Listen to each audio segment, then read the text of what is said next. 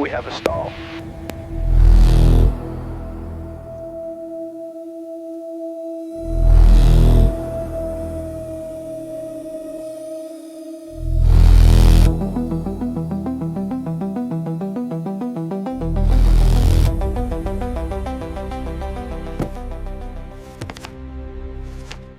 A jet can have all its engines running and still fall out of the sky. When a stall takes over, power does not matter. The wings simply stop holding the aircraft in the air, and gravity wins in seconds. In this documentary, we follow 9 real flights that crossed that invisible line. Some were cargo jets loaded to the limits, some were passenger flights that trusted automation too much. In every case, the same silent danger appears on the flight data.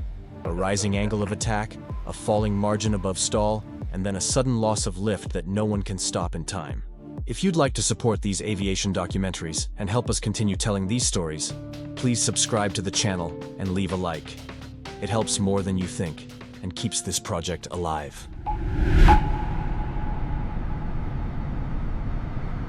On August 7, 1997, Fine Air Flight 101 prepared for a routine cargo run from Miami to Santo Domingo. The aircraft was a McDonnell Douglas DC-8, operating on a humid summer afternoon typical for South Florida.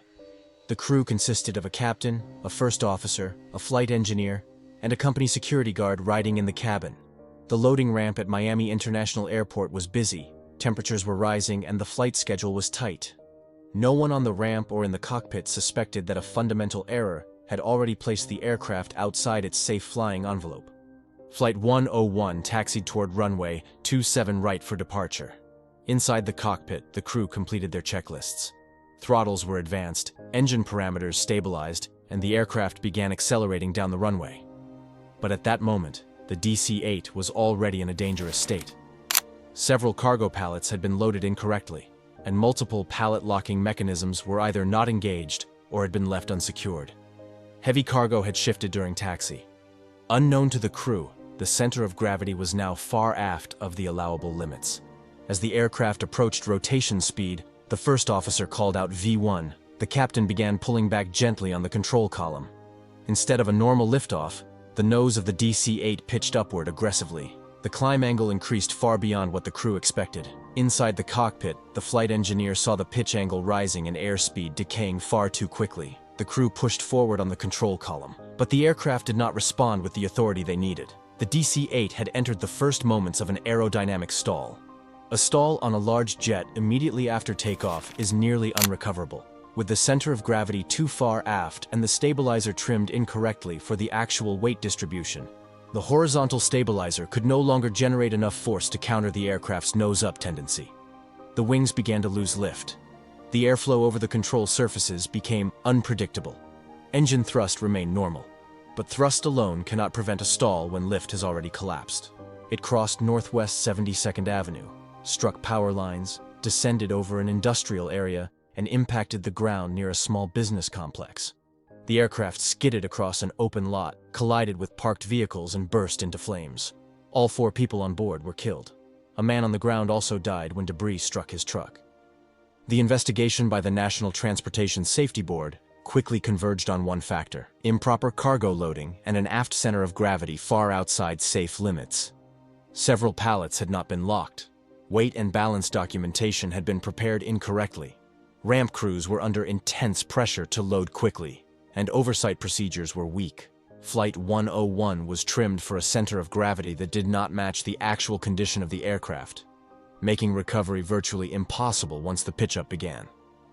The report highlighted systemic issues at Fine Air's cargo operations and contract ramp handling procedures at Miami.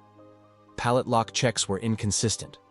Documentation was often rushed.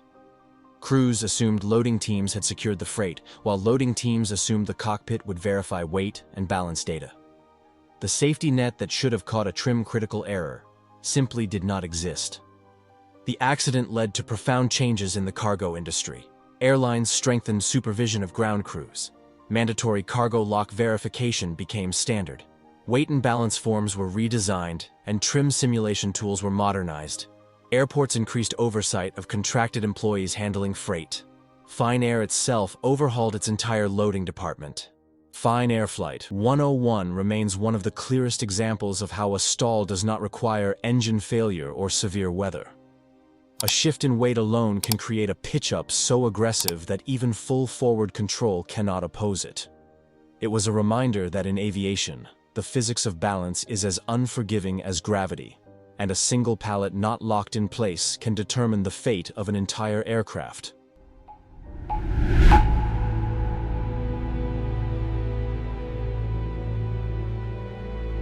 On 27 November 2008, the jet that would become XL Airways, Germany Flight 888, departed from Perpignan-Rivesaltes Airport in southern France. The aircraft was an Airbus A320, leased from Air New Zealand and painted in New Zealand's livery in preparation for its return. On board were 7 people, 2 German pilots from XL Airways Germany and 5 New Zealanders, 1 pilot, 3 engineers, and a representative of the New Zealand Civil Aviation Authority. What followed that afternoon would test the limits of aviation safety in one of the most dramatic stalls in modern aviation. The mission itself was described as an acceptance or test flight. After its maintenance and repainting at Perpignan, the A320 was due to be handed back to Air New Zealand. The flight plan called for a departure from Perpignan, a series of test maneuvers, then a return landing at the same airport before the ferry flight to New Zealand. The crew took off, climbed to altitude, and began a sequence of checks. But the coordination between the airline, the maintenance organization, and the pilot crew had already begun to falter. In the aftermath of repainting, the angle of attack AOA sensors on the A320 had not been correctly protected from water ingress during cleaning and painting. Investigators discovered that water had entered 2 of the 3 sensors. At altitude and lower temperature, the water froze, rendering those 2 sensors inoperative. Because the aircraft logic uses a majority vote from the 3 sensors, the system accepted the 2 rejected sensor readings and ignored the 1 remaining valid sensor. In effect, the flight control computer believed the aircraft was in unusual position when it was not, and stall protection logic ceased to function correctly. As the jet returned toward Perpignan, the crew decided to perform a low-speed test maneuver at around 3,000 feet, far below the altitude prescribed by Airbus for such tests. At that height, with gear and flaps extended, the A320 slowed to around 99 knots before an angle of attack warning sounded. The autopilot was still engaged at this low speed and low altitude, a combination that left almost no margin. The stall warning horn screamed. The crew attempted to increase power, lower the nose, but the aircraft's ergodynamics had already turned against them. Within seconds, the jet pitched up to 57 degrees nose up, banked hard left. Airspeed dropped to as low as 40 knots, and the aircraft fell into a controlled dive less than a minute later, crashing into the Mediterranean Sea off the coast of Canet-en-Roussillon. All 7 on board perished. The French Bureau of Inquiry and Analysis, BEA, in its final report, pinpointed a combination of human and system failures: improper protection of AOA sensors during maintenance, a test maneuver executed at far too low altitude and speed, autopilot engaged during a high-risk procedure, crew did not revert the trim manually, despite the autopilot disengagement, and underlying, they had flown the jet into a stall scenario with no remaining altitude for recovery. Flight 888 stands out because the engines were functioning normally. The aircraft was not flying in poor weather. There was no bird strike, no engine fire. Instead, it was a stall induced by sensor failure and a test procedure gone wrong. On April 4, 1994, KLM Cityhopper Flight 433, a regularly scheduled service from Amsterdam Schiphol to Cardiff, prepared for departure on board a Saab 340B. The aircraft carried 24 people, 2 pilots, 1 flight attendant, and 21 passengers. The day began like any other, but inside the cockpit, a quiet mistake was already growing. Just 11 minutes after takeoff from runway 24 at Schiphol, the crew received a warning light: low oil pressure, right engine, a false alert triggered by a short circuit. Standard procedure required the crew to confirm oil pressure below 30 psi before shutting down. In this case, the right engine's oil pressure was above 50 psi. The captain, perceiving a threat, slowly retarded the throttle of the right engine to flight idle. The first officer began consulting the checklist as the aircraft climbed through flight level 165.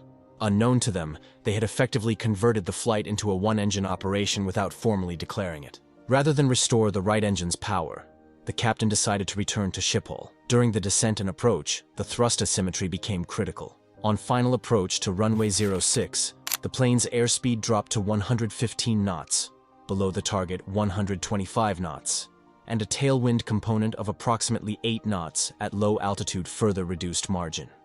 The crew retracted flaps and gear as the captain called, "Go around." The throttle on the left engine spooled up to full power, while the right remained at idle. Instead of the standard go-around profile that uses rudder trim and correct symmetric thrust, the aircraft rolled to the right, pitched nose up to 12 degrees and accelerated toward a roll angle of 80 degrees. The stall warning sounded. The crew attempted recovery. Forward column, full rudder 8 seconds later, throttle idle on the firm engine. But the aircraft was unrecoverable. The roll exceeded 80 degrees. Airspeed decayed to 93 knots, and the wings lost lift. At 12:46, the aircraft crashed into a muddy field 560 meters from the runway centerline, on the right side of the approach path. The right wing sheared off, fuel ignited, and the fuselage slid to rest on its side. 3 people died, the captain and 2 passengers. The first officer and 18 other passengers survived. However, 9 of them sustained serious injuries. Rescue crews arrived quickly, but the crash site at the edge of the airport delivered little margin for controlled evacuation. The investigation by the Netherlands Aviation Safety Board found the primary cause to be inadequate use of flight controls during an asymmetric go-around, leading to loss of control. Contributing factors included insufficient understanding by the crew of flying with one engine in flight, idle, poor crew resource management, and unclear procedures in the Saab 340B operating manual. The report recommended enhanced training, improved cockpit checklists, and better recognition of asymmetric thrust scenarios. Flight 433 stands out because there was no dramatic mechanical failure. Both engines were working, the weather was fine, the aircraft was clean. Instead, the sequence began with a false sensor, continued with a manual reduction of an engine, and ended in a low-speed go-around that violated safe margins. It is a textbook case. A stall caused not by weather or power loss, but by pilot choice under pressure. On April 29, 2013, National Airlines Flight 102 prepared for departure from Bagram Airfield in Afghanistan. The aircraft was a Boeing 747-400, operating a cargo flight from Camp Bastion to Dubai, with an intermediate technical stop at Bagram. On board were 7 crew members, the captain, the first officer, a flight engineer, a loadmaster, and 3 additional personnel riding on the flight deck jump seats. The cargo was unusual even for a heavy freighter. 5 mine-resistant ambush-protected military vehicles, each weighing between 12,000 and 18,000 kilograms. The aircraft had carried heavy vehicles before, but the 747's cargo restraint system was never designed to handle the dynamic forces produced when multiple armored vehicles shifted at rotation. The crew relied on standard tie-downs and straps that were meant for static loads, not for multi-ton vehicles with high centers of gravity. At 15:30 local time, the 747 taxied to runway 3 at Bagram. The takeoff roll began normally. Acceleration was smooth, engine parameters were stable, and the aircraft reached V1 without incident. As the captain eased back on the control column to rotate, everything changed. The nose of the aircraft surged upward. Instead of a controlled climb angle of about 10 degrees, the 747 pitched up violently. Airspeed was decaying, pitch was increasing, and the aircraft was no longer responding smoothly. Flight 102 began climbing almost vertically, far steeper than any normal departure profile. Surveillance footage later revealed what the flight crew could not see. The cargo had broken loose. At least one vehicle snapped its restraints and rolled rapidly toward the tail, crushing support frames and damaging the aircraft's rear pressure bulkhead. The sudden shift forced the aircraft's center of gravity far aft, well beyond the limits that any trim or control input could correct. The 747 was now flying in a configuration aerodynamically impossible. Flight 102 crashed beside the runway, engulfing the aircraft in a fireball.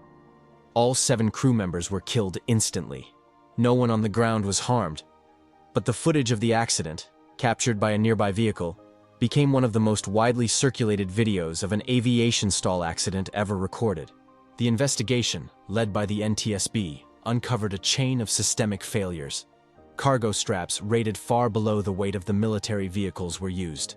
Load plans overestimated restraint strength and underestimated the dynamic forces during rotation. The loadmaster had attempted to secure the vehicles, but the available equipment, procedures, and engineering limitations made it functionally impossible to restrain such heavy loads to the required standard. The aircraft was dispatched with a load that physically could not be safely carried under real flight conditions. The NTSB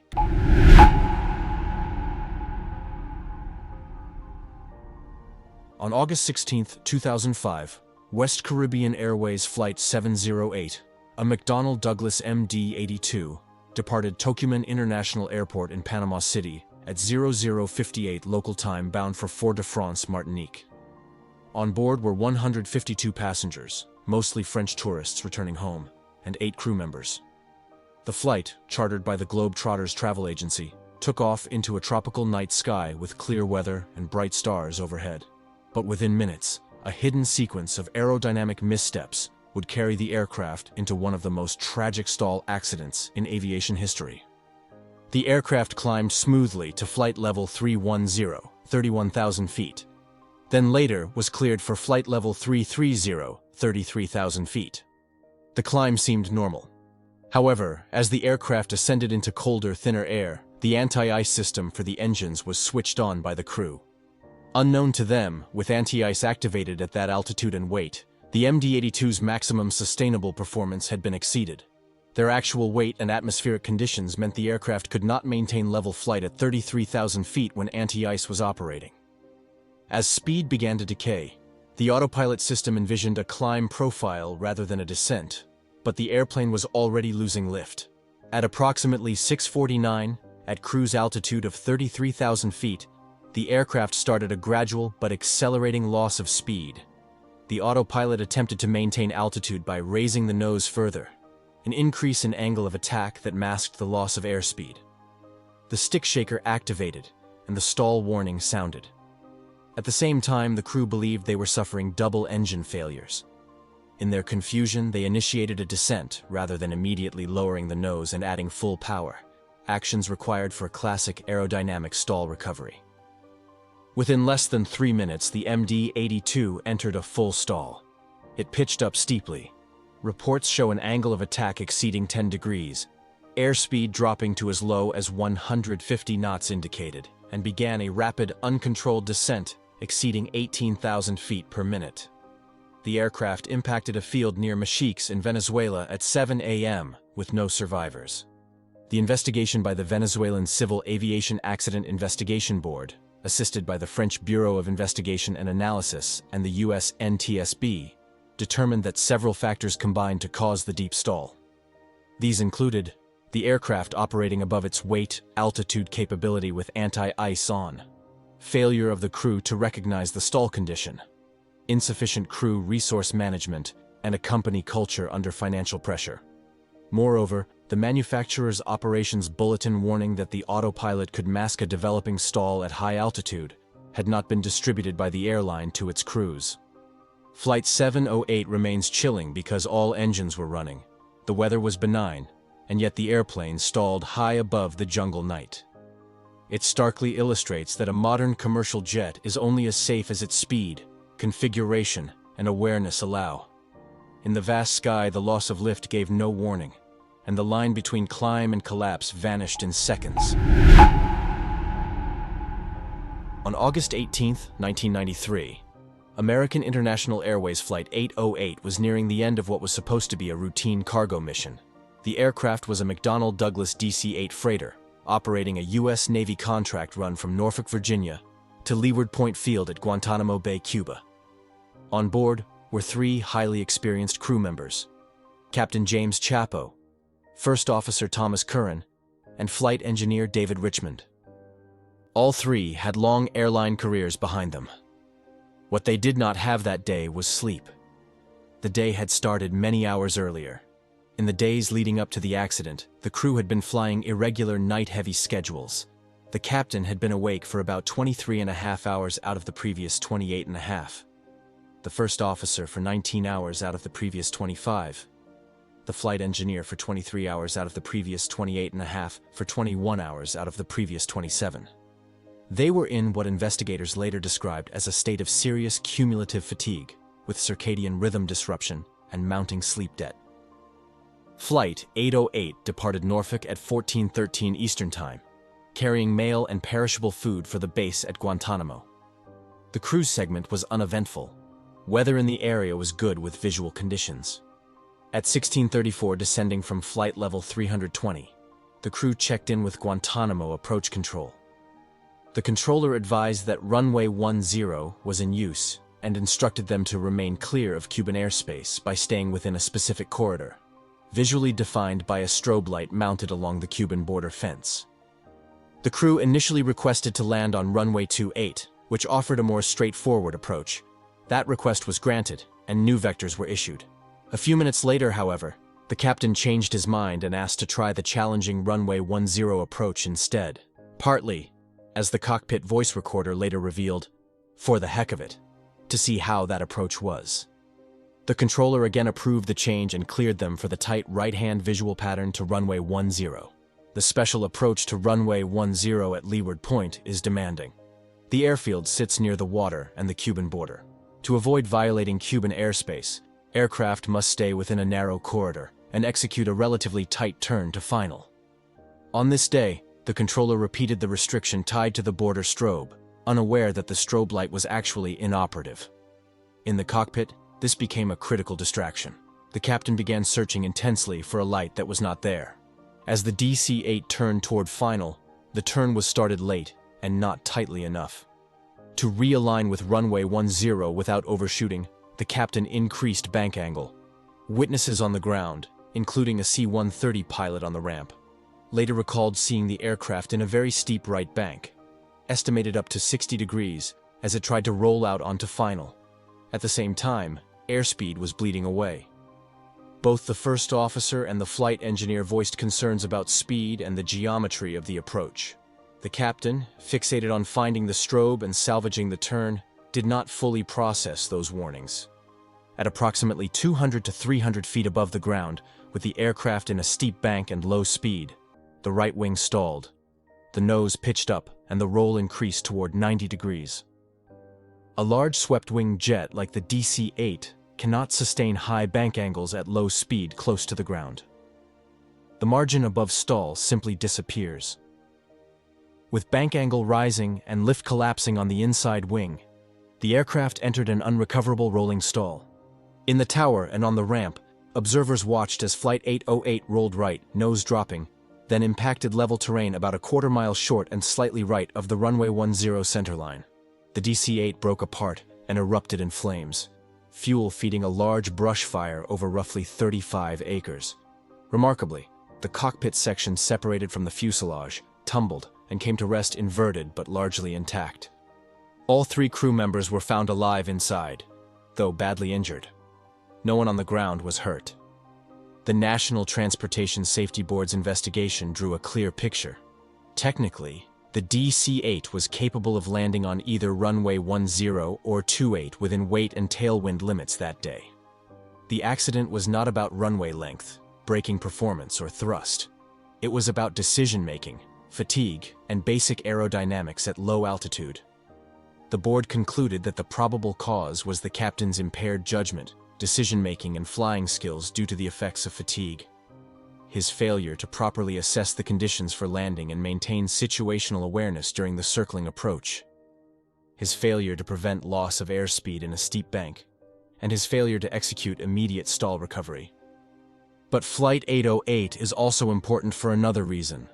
It was one of the first major accidents in which pilot fatigue was explicitly cited as a primary causal factor.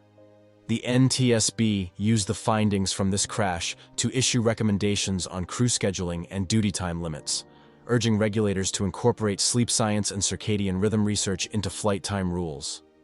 The case became a reference point for how long-duty cargo operations can quietly erode safety margins, even with highly experienced crews. For today's pilots, the story of American International Airways Flight 808 is more than just a dramatic low-altitude stall. It is a reminder that stalls do not always begin with a sudden gust or a mechanical failure.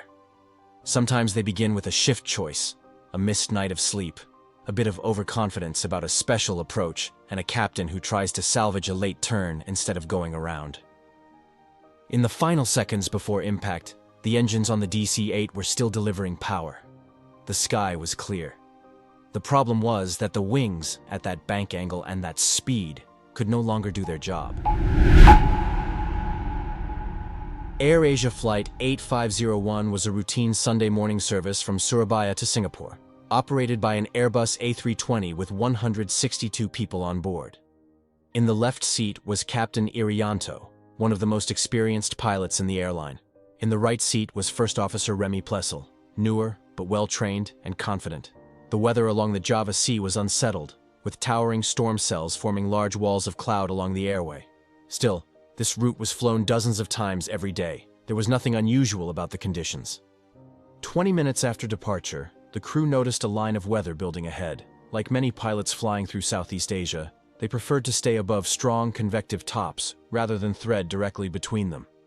The captain asked for a climb to a higher cruise level. Traffic was heavy, and air traffic controller cleared only a small altitude change at first.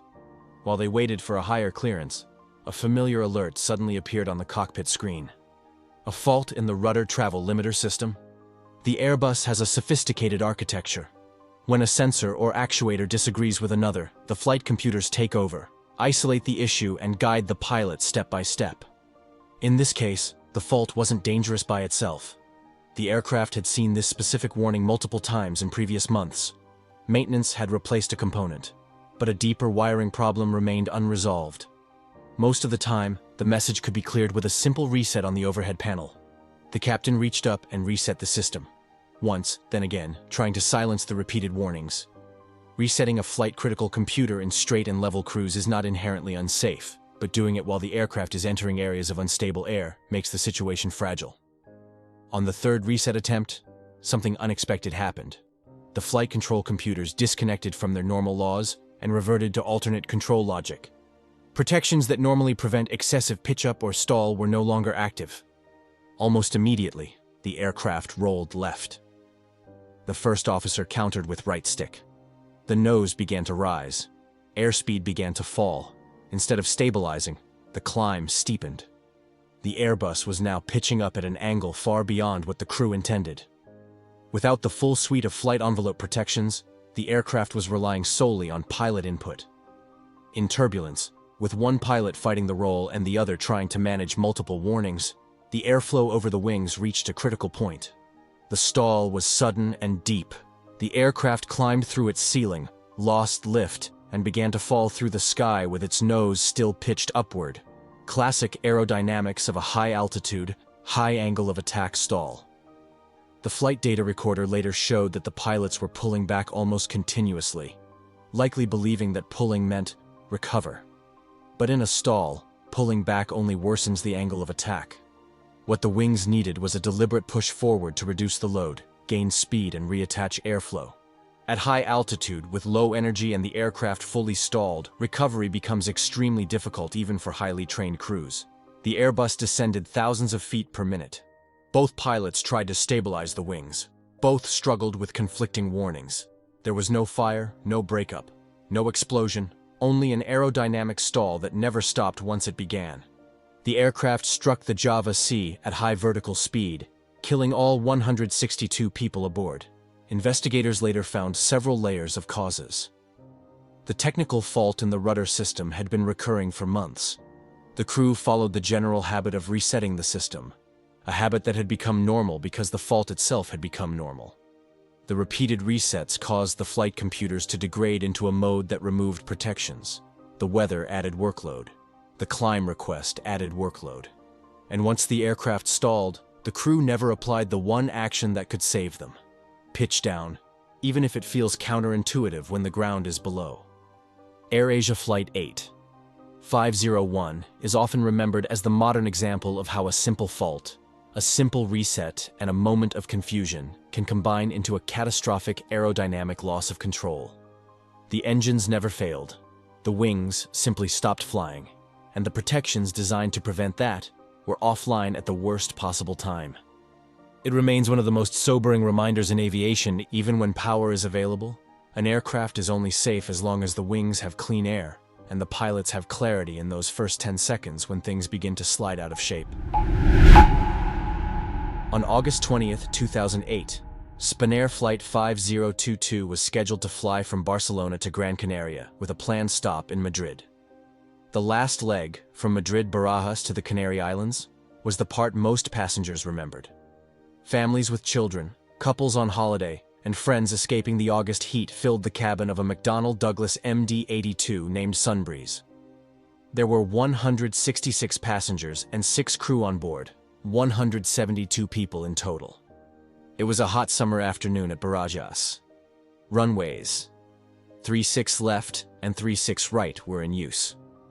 Flight 5022 pushed back later than planned. During the first attempt to depart, as the aircraft taxied for takeoff, the crew noticed an abnormal indication, an overheat warning related to the RAM air temperature probe.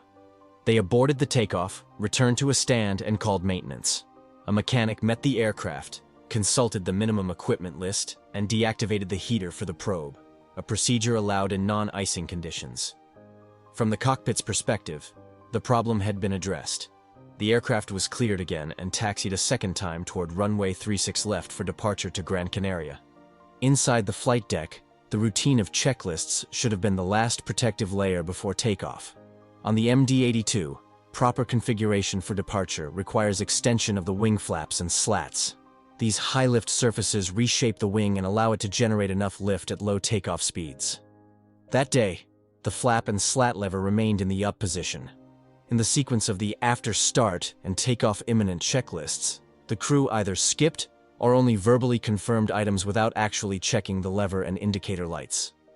Evidence from the flight data recorder and cockpit voice recorder later showed that the flaps and slats never moved from 0 degrees.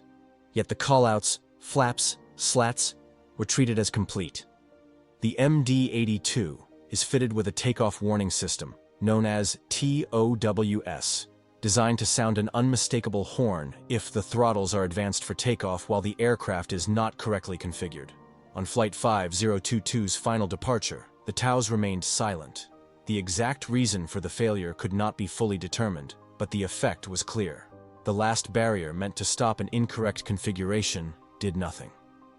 With the checklists weakened and the warning system inactive, the aircraft began its takeoff roll in a configuration in which it was never meant to fly. Shortly after 14:24 local time, the throttles were advanced, and the MD-82 accelerated along runway 36 left. From the outside, everything looked normal. The jet gathered speed, nose wheels still on the center line, engines producing takeoff thrust.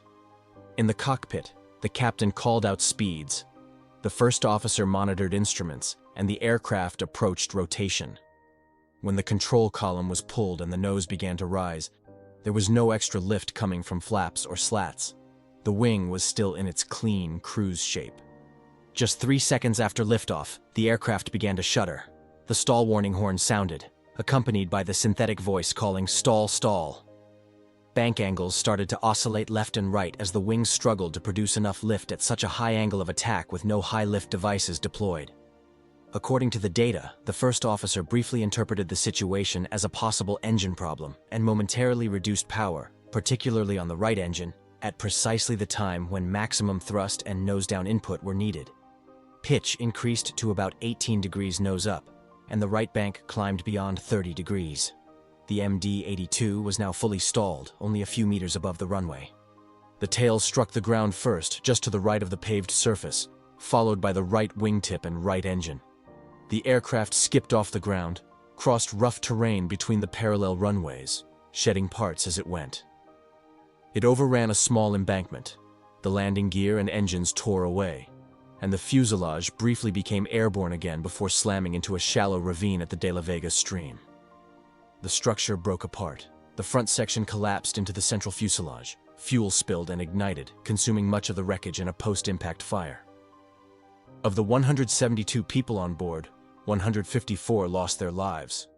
Only 18 survived, many with severe injuries, some thrown clear of the wreckage still strapped to their seats. It became one of Spain's worst aviation disasters, and the only fatal hull loss accident in Spanair's history. The investigation by the Spanish Accident Commission concluded that Flight 5022 stalled immediately after takeoff due to an improper configuration. The flaps and slats were never extended. Equally important, the crew did not recognize the stall and did not apply correct recovery actions. Momentary throttle reduction and increased pitch brought the aircraft even closer to the edge. The report highlighted a breakdown in checklist discipline, where call-outs were given without verifying the position of critical controls. All three safety barriers, proper checklist execution, cross-check between pilots and the takeoff warning system, failed at the same time. For aviation, Spanair Flight 5022 became a painful case study in how routine breeds vulnerability. There was no storm, no bird strike, no sudden mechanical collapse. The MD-82 attempted to fly in a configuration the designers never intended. A clean wing at takeoff speed, with high nose attitude and no lift devices deployed. The stall that followed was not a surprise in the physics. It was the inevitable result of a chain of small omissions that began long before the aircraft reached the runway threshold. On February 16, 2000, Emery Worldwide Flight 17, a McDonnell Douglas DC-8, was preparing for a routine night cargo leg from Sacramento Mather to Dayton. The crew of 3 were experienced, the weather was calm, and the departure from runway 22 left began like any other. But almost immediately after rotation, something felt wrong. The nose pitched up far too steeply, and the aircraft began banking left. The pilots pushed the control columns fully forward, yet the DC-8 kept wanting to climb. Within seconds, they declared an emergency. What the crew could not see was the real cause. A critical elevator control tab rod had separated at liftoff. During earlier maintenance, a bolt had not been secured with the proper lock nut and cotter pin. As speed increased, the rod slipped out, leaving the right elevator tab effectively free. Aerodynamic forces began driving the elevator in directions opposite to what the pilots commanded. The DC-8 was now responding unpredictably to pitch inputs, producing the violent nose-up tendencies and rolling behavior the crew fought so hard to control. Flight 17 climbed, then dropped, then climbed again in wide oscillations. Ground proximity warnings sounded as the crew continued pushing the controls forward, trying to get the nose down. Less than 2 minutes after takeoff, the aircraft rolled left and descended into an auto salvage yard just beyond the airport boundary. All 3 crew members were killed. The NTSB concluded that improper maintenance caused the control rod separation, leading to a loss of pitch control. Contributing factors included inadequate work procedures, weak oversight, and a lack of clear elevator position indication on the DC-8. The accident exposed severe maintenance system issues at Emery. Within a year, the airline's fleet was grounded and operations later ceased. Emery Flight 17 remains a stark reminder that not every loss of control begins in the sky. Sometimes it begins with a single unsecured bolt, small enough to miss, but critical enough to cost an entire airplane. At the end of all these stories, one truth stands out. A stall is rarely just a stall. It is a chain of decisions, warnings, system quirks, and split-second reactions. And in every case we explored, the crews were pushed into battles they never expected to fight. Some managed to hold the aircraft together long enough for a miracle. Others left behind lessons that changed procedures, training, and aircraft design for the rest of us. Aviation is safer today because of what these flights revealed. Every checklist revision, every simulator scenario, and every redesign of a sensor or warning system carries a trace of the events you've just heard. These accidents were devastating, but they reshaped the industry in ways that continue to protect millions of passengers. If you appreciated this documentary, please subscribe and like the video. Your support truly helps us grow and bring you more clear, fact-based aviation stories. Thank you for watching.